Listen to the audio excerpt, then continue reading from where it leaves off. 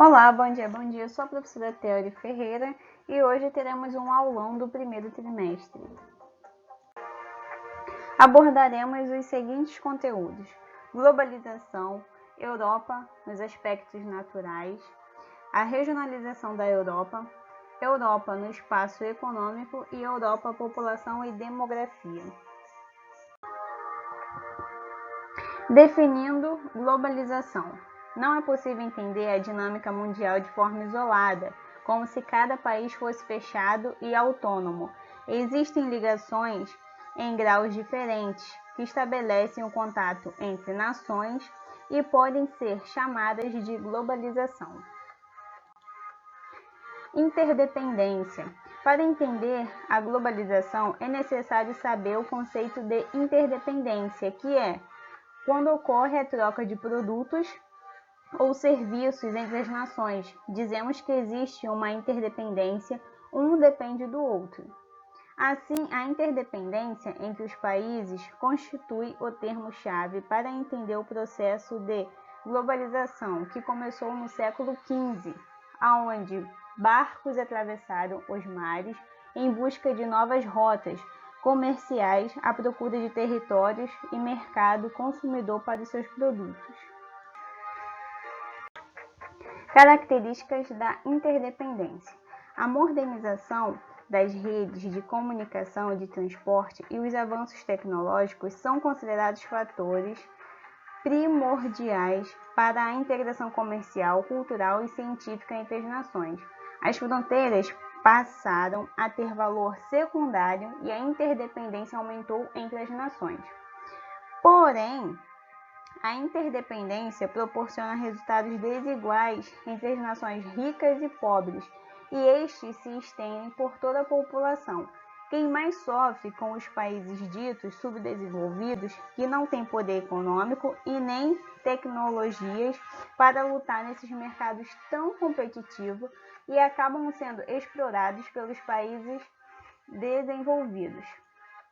Determinados países se limitam a fornecer matérias-primas ou mão de obra a baixo custo para os países que dominam a tecnologia industrial.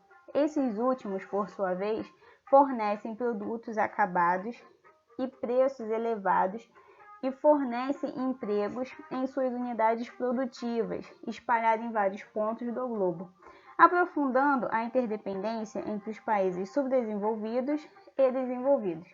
A interdependência proporciona resultados desiguais entre as nações ricas e pobres, e os resultados estendem a todas as populações. Características da globalização. Aí temos aqui a economia.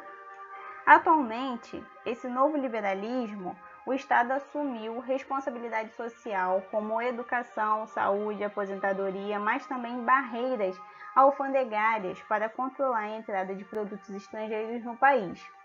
Logo percebemos que esse modelo, o Estado interfere na economia através de barreiras alfandegárias e do protecionismo, mas devemos salientar que as indústrias continuam tendo um poder maior sobre as decisões econômicas. Privatizações. No Brasil e em grande parte da América Latina, a privatização de várias indústrias estatais nos últimos anos enfatizou a ideia de neoliberalismo e até hoje motiva discussões e debates sociais. Relações diplomáticas. No contexto da globalização, as relações diplomáticas são fundamentais, já que sempre surgem algumas discordâncias entre países. A primeira solução é buscar por negociações. O papel da diplomata é utilizar o diálogo para firmar acordos, evitando situações de embargos econômicos ou conflitos. As nossas famosas transnacionais. Para que uma empresa conquiste o status de internacional, após a aceitação de seus produtos no mercado nacional, a empresa em questão exporta, torna-se conhecida e finalmente amplia a sua atuação no exterior. Continuando aqui as características, temos guerra fiscal, que na expectativa de oferecer mais emprego para a população, o governo propõe acordos de redução ou inserção dos impostos por determinados períodos, disponibilizando infraestrutura e se submete às exigências das multinacionais. Quem dispuser de melhores propostas vencerá a concorrência e terá a indústria estabelecida no seu território. Mão de obra barata.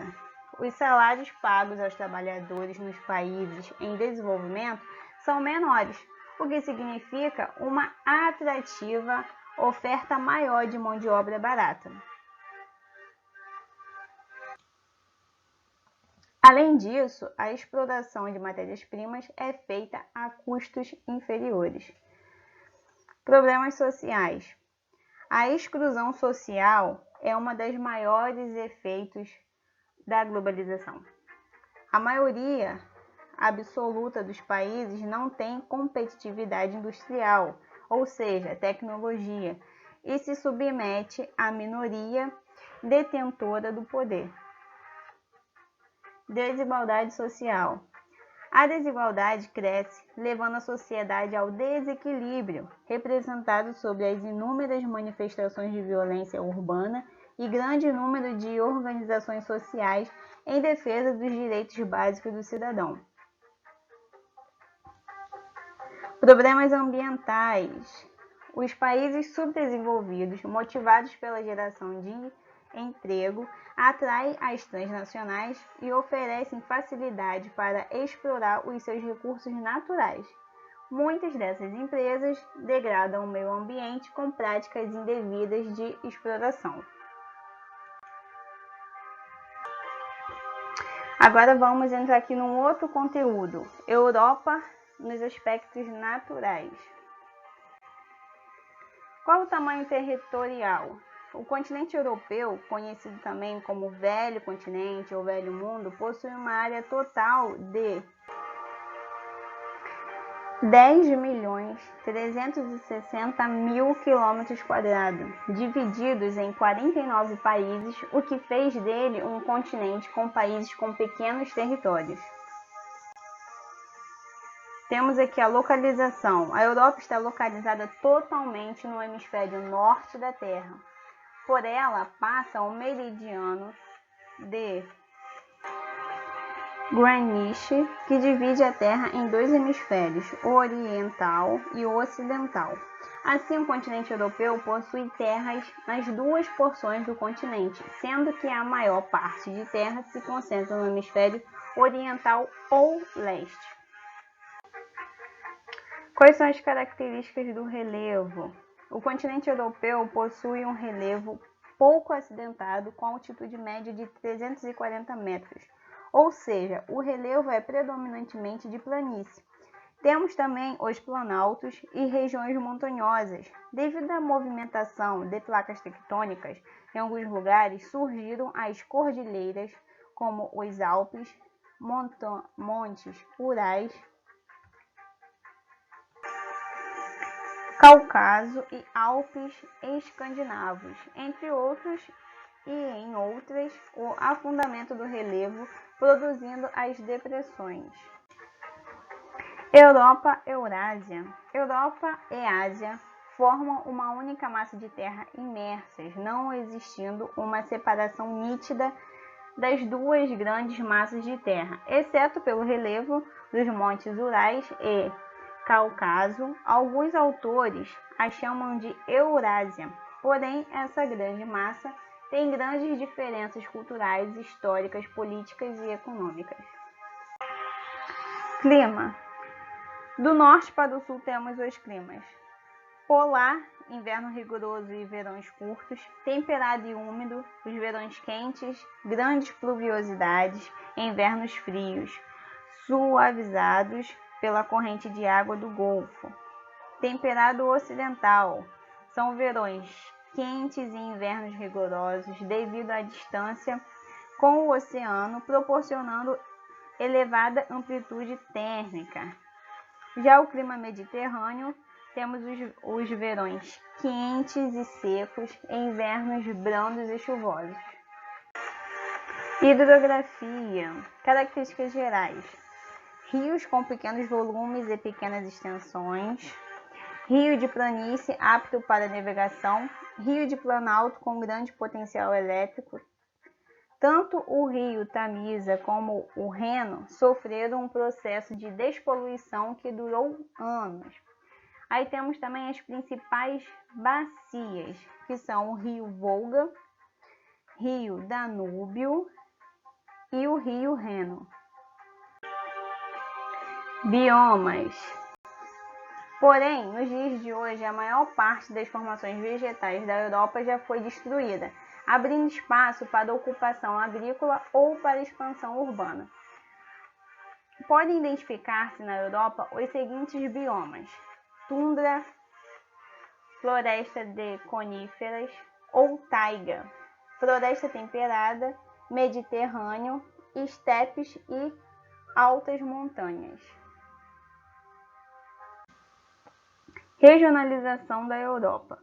Atualmente, uma das regionalizações mais utilizadas no continente europeu foi proposta pela ONU, dividindo em 4 conjuntos espaciais: Europa Ocidental, Europa Setentrional, Europa Centro-Oriental, Europa Meridional. Porém, nem sempre foi assim. Uma das regionalizações mais populares durante a década dividiu o continente europeu em apenas 2 partes: Europa Ocidental e Europa Oriental.